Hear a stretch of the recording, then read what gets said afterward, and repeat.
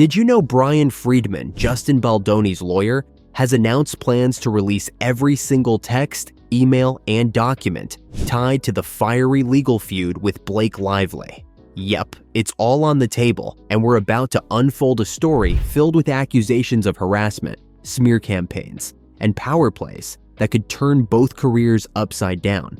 But what's even juicier is Baldoni's team is also planning new lawsuits that promise to reveal even more shocking details. And the cherry on top?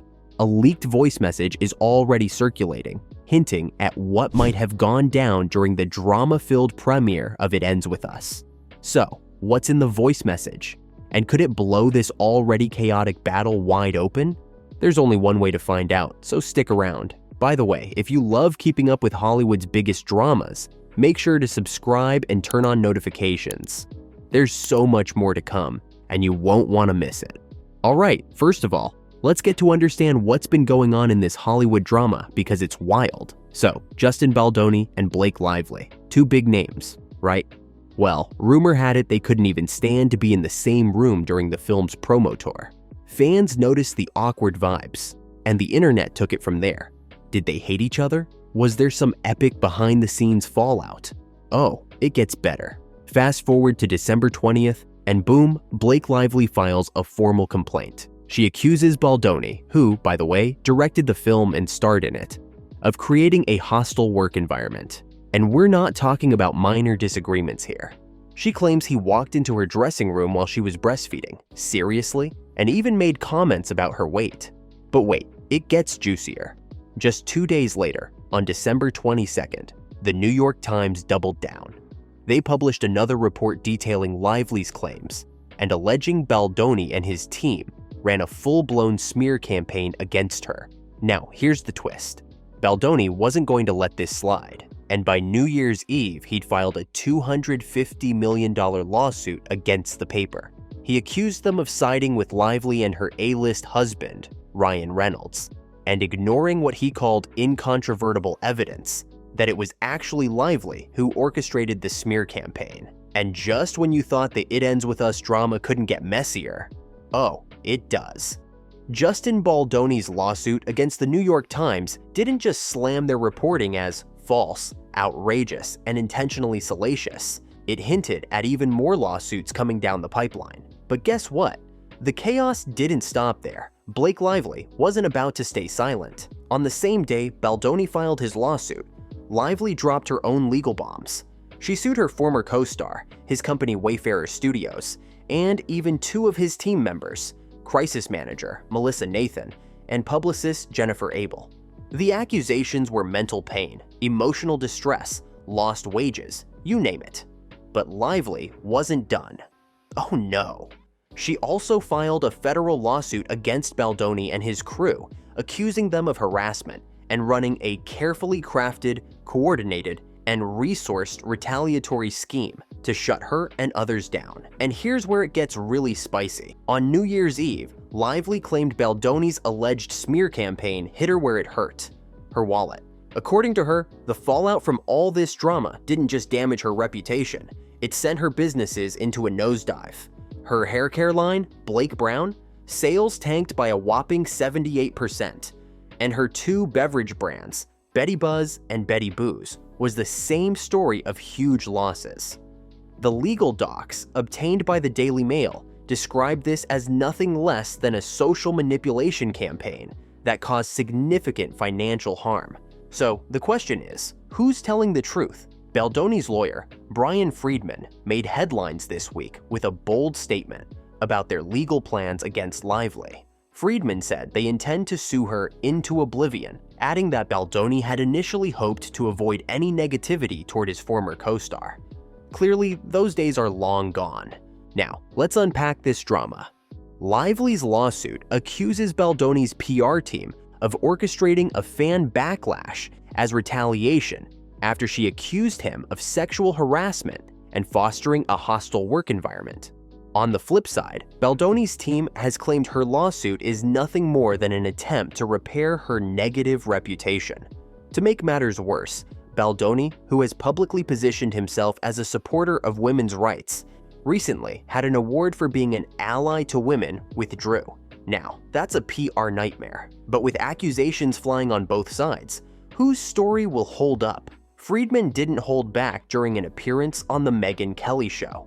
When asked if Baldoni planned to take legal action against Lively, Friedman reportedly said their lawsuit would be devastating, describing it as something full of evidence, admissions, and documents.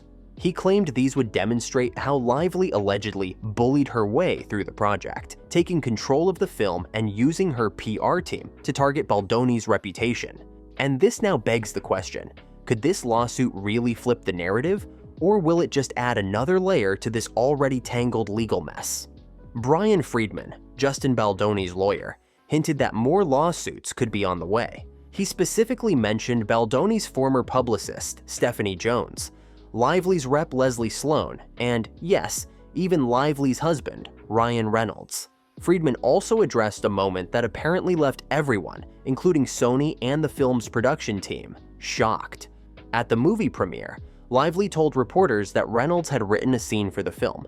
According to Friedman, Baldoni chose not to push back publicly, saying, "Justin handled that really, really well," and refrained from calling her a liar, or pointing out that scriptwriting wasn't her husband's responsibility. However, back in August, it ends with us. Screenwriter Christy Hall clarified that while Reynolds suggested some dialogue that made it into the final cut, he didn't write the rooftop scene on his own.